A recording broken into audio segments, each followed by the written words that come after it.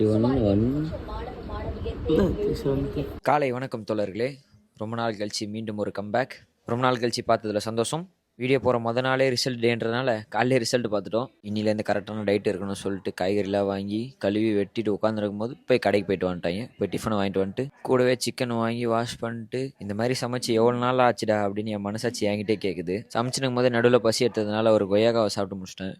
கழட்டும் போது ஈஸியாக கழட்டிட்டேன். திருப்பி துவைச்சிட்டு மாட்டும் போது தான் முதுகு பெண்டு கலந்துச்சு. அதோட பெட்ஷீட் தலைகள்லாம் எடுத்து வச்சுட்டு பாரிஸ் போயிட்டு முந்திரி பாதாம்லாம் வாங்கிட்டு வந்துட்டேன். அதை நீ ட்ரை பண்ணி பவுடர் ஆக்குறது தான் வேலை. அதுக்குள்ளே கிரிக்கெட் விளாட போகலான்னு வாடான்னு கூப்பிட்டதுனால கிரிக்கெட் விளாட போயாச்சு.